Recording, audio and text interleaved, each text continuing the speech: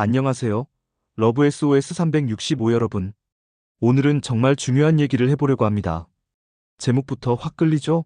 전 남친이 무조건 연락 온다는 그런 영상들 많이 보셨을 텐데, 저는 오늘 좀 다른 관점에서 접근해 보려고 해요.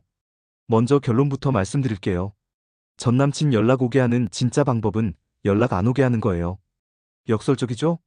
그리고 가장 확실한 제외 방법은 제외 포기하는 거고요. 마지막으로 최고의 복수는 나 자신이 행복해지는 거라는 것까지. 이게 오늘 제가 여러분께 전하고 싶은 핵심 메시지입니다. 솔직히 말씀드리면 저도 연애 코치하면서 이런 류의 영상 정말 많이 봤어요. 그런데 대부분이 비슷비슷하더라고요. 노컨택, 외모 가꾸기, SNS 전략 뭐 이런 것들. 틀린 말은 아니에요.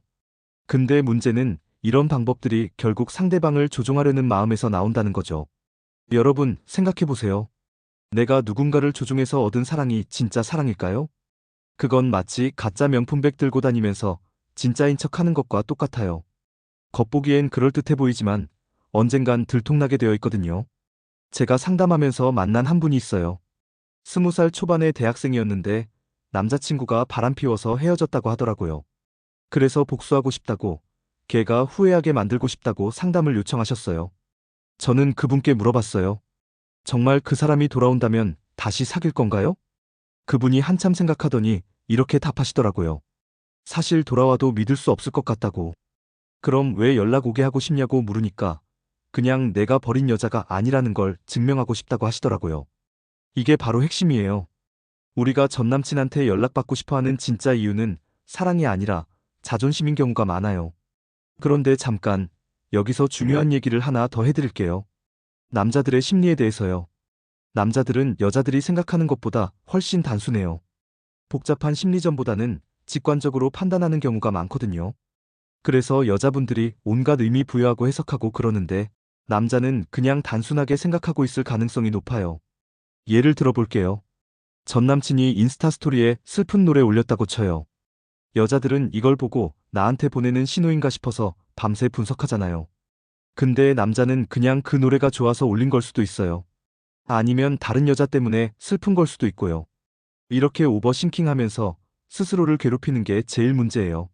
자, 그럼 이제 본격적으로 들어가 볼게요. 전 남친한테 연락 오게 하는 방법들 하나씩 짚어보면서 왜 이런 방법들이 근본적으로 문제가 있는지 말씀드릴게요. 첫 번째로 많이 하는 게 노컨택이죠. 연락 끊고 나의 소식 차단하고 이런 거. 이게 효과가 있긴 해요. 사람은 없으면 그리워하게 되어 있거든요. 근데 문제는 이게 일시적이라는 거예요. 호기심으로 연락하는 거지 진짜 다시 사귀고 싶어서 연락하는 게 아니라는 말이죠. 실제로 노컨택해서 연락받은 분들 많이 봤어요. 근데 대화해보면 금방 알 수 있어요. 상대방이 진심으로 복합하고 싶어 하는 건지 아니면 그냥 호기심이나 외로움 때문에 연락한 건지. 대부분은 후자예요. 그래서 몇 번 연락하다가 다시 멀어지게 되거든요. 두 번째는 외모 변신이에요. 다이어트하고 성형하고 옷 스타일 바꾸고 이런 거. 이것도 마찬가지예요. 효과는 있어요. 사람이 예뻐지면 당연히 관심 받죠. 근데 이것도 겉모습만 바뀐 거잖아요. 안에 나는 그대로인데 말이에요. 저희 채널 구독자 중에 한 분이 댓글로 이런 얘기를 해주셨어요. 전 남친 때문에 성형수술까지 받았는데 정작 그 남자는 관심도 없고 오히려 수술한 걸 보고 부담스러워 하더라는 거예요. 그래서 지금은 수술한 걸 후회한다고 하시더라고요. 이게 바로 남을 위한 변화의 문제점이에요. 세 번째는 SNS 전략이죠. 행복한 척하는 사진 올리고 다른 남자와 있는 것처럼 보이게 하고 뭔가 잘 지내는 것 같은 분위기 연출하고 이런 것들 다 해보신 분들 많을 거예요. 근데 솔직히 이런 거 하면서 본인이 행복했나요? 아니었을 거예요. 오히려 더 피곤하고 스트레스 받았을걸요. 그리고 여기서 정말 중요한 포인트 하나 더 말씀드릴게요. 이런 전략들이 설사 효과가 있어서 전 남친이 연락을 했다고 쳐요. 그럼 그 다음엔 어떻게 할 건가요? 계속 그 가면을 쓰고 살아야 하는 거예요. 진짜 내 모습을 보여주는 순간 다시 떠날 텐데 말이에요. 마치 데이팅 앱에서 사진 보정을 너무 많이 해서 실제로 만났을 때 실망하게 만드는 것과 똑같아요. 그런 관계가 지속 가능할까요? 절대 아니죠. 자, 그럼 이제 정말 중요한 얘기를 해볼게요. 진짜 제외하고 싶다면 어떻게 해야 하는지. 역설적이지만 답은 간단해요. 제외를 포기하는 거예요.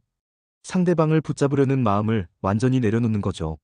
왜냐하면 재회에 대한 집착이 있는 한 여러분의 모든 행동이 그 목적에 맞춰져서 부자연스러워지거든요. 상대방도 그걸 느껴요. 아, 얘가 나한테 뭔가 바라는 게 있구나. 그럼 부담스러워지죠. 반대로 정말 아무것도 바라지 않고 그냥 내 삶에 집중하면서 살면 그때 비로소 자연스러운 매력이 나와요. 억지로 꾸민 매력이 아니라 진짜 매력 말이에요. 그리고 그런 사람한테 사람들이 끌리게 되어 있어요. 실제로 제가 상담한 분 중에 이런 케이스가 있었어요. 처음엔 전남친 때문에 상담받으러 오셨는데 상담받으면서 점점 본인 자신에게 집중하게 되셨어요. 새로운 취미도 생기고 친구들과의 관계도 좋아지고 일에서도 성과를 내기 시작하셨고요. 그런데 신기하게도 그렇게 한 달 정도 지나니까 전남친이 연락을 하더라는 거예요. 근데 그때쯤 되니까 그분 마음도 많이 바뀌어 있었어요. 굳이 그 사람과 다시 만날 필요를 느끼지 못하겠다고 하시더라고요. 오히려 지금 상태가 더 행복하다고. 이게 바로 진짜 노컨택이에요. 상대방 시선을 의식한 노컨택이 아니라 정말로 그 사람에 대한 관심을 끊는 거죠. 그럼 자연스럽게 내 에너지가 나한테로 향하게 되고 그 에너지로 내 삶이 더 풍요로워져요. 그리고 여기서 또 중요한 건 헤어진 이유에 대해서 정확히 파악하는 거예요. 단순히 상대방 잘못이라고 치부하지 말고 내가 그 관계에서 어떤 문제가 있었는지 돌아보는 거죠.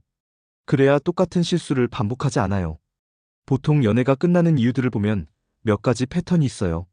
서로에 대한 존중 부족, 의사소통 문제, 가치관 차이, 성장 속도의 차이 등등. 이런 근본적인 문제들을 해결하지 않고 그냥 겉모습만 바꾼다고 해서 관계가 좋아질까요? 절대 아니죠. 예를 들어 전에 사귈 때 내가 너무 의존적이었다면 이번엔 정서적으로 독립적인 사람이 되어야 해요. 전에 상대방 말을 경청하지 않았다면 이번엔 진짜 들을 줄 아는 사람이 되어야 하고요. 이런 내적 성장 없이는 설사 제외한다 해도 똑같은 문제로 또 헤어지게 되어 있어요.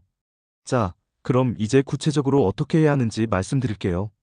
가장 먼저 해야 할 일은 그 사람과의 추억을 정리하는 거예요. 사진도 지우고 선물도 치우고 관련된 모든 걸 눈에 안 보이는 곳에 두세요. 이게 생각보다 중요해요. 시각적 자극이 있으면 계속 그 사람 생각하게 되거든요. 그 다음엔 새로운 루틴을 만드세요. 전에 그 사람과 함께 했던 활동들 대신에 완전히 새로운 걸 시작하는 거예요. 새로운 운동, 새로운 취미, 새로운 공부 뭐든 좋아요. 중요한 건 그 사람과 연결되지 않는 완전히 새로운 영역이어야 한다는 거예요. 그리고 사람들을 만나세요. 연애 때문에 소홀했던 친구들과 시간을 보내고 새로운 사람들도 만나보고. 사람은 혼자 있으면 자꾸 안 좋은 생각하게 되어 있어요. 근데 다른 사람들과 함께 있으면 자연스럽게 그런 생각들이 줄어들죠. 특히 새로운 사람들을 만나는 게 중요해요. 꼭 연애 상대를 찾으라는 게 아니라 다양한 사람들과 교류하면서 시야를 넓히라는 거예요. 그러면서 내가 얼마나 좁은 세상에서 살고 있었는지 깨닫게 될 거예요. 저도 예전에 이런 경험이 있었어요. 연애할 때는 세상이 그 사람 중심으로만 돌아가는 것 같았는데 헤어지고 나서 새로운 사람들을 만나보니까 정말 다양한 삶의 방식이 있더라고요. 그때 비로소 내가 얼마나 편협하게 살고 있었는지 알게 됐어요. 그리고 이 과정에서 정말 중요한 건 나 자신과의 관계를 회복하는 거예요. 연애할 때는 상대방에게 너무 많은 에너지를 쏟다 보니까 정작 나 자신은 소홀히 하게 되거든요. 내가 뭘 좋아하는지, 뭘 원하는지, 어떤 사람인지 이런 것들을 다시 찾아가는 시간이 필요해요. 혼자만의 시간을 가져보세요. 카페에서 책 읽기, 영화 혼자 보기, 산책하기 이런 소소한 것들부터 시작해서 처음엔 좀 어색할 수도 있어요. 근데 점점 익숙해지면 혼자 있는 시간이 얼마나 소중한지 알게 될 거예요. 그리고 여기서 정말 중요한 포인트 하나 더. 새로운 목표를 세우세요. 연애와 전혀 상관없는 오직 나만을 위한 목표. 새로운 기술 배우기, 자격증 취득하기, 여행 계획 세우기 뭐든 좋아요. 중요한 건 그 목표를 향해 나아가면서 성취감을 느끼는 거예요. 사람은 성장하고 발전할 때 가장 매력적이에요. 그리고 그런 사람한테 사람들이 자연스럽게 끌리게 되어 있고요. 억지로 어필하지 않아도 자연스럽게 주변에 좋은 사람들이 모이게 돼요. 그러다 보면 어느 순간 깨닫게 될 거예요. 아, 내가 왜 그 사람한테 그렇게 매달렸을까? 지금 내 삶이 훨씬 더 풍요롭고 행복한데. 이런 마음이 들 때가 진짜 그 사람을 놓아준 때예요. 그런데 신기한 건 정말로 그 사람을 놓아주고 나면 오히려 상대방이 연락을 해오는 경우가 많다는 거예요.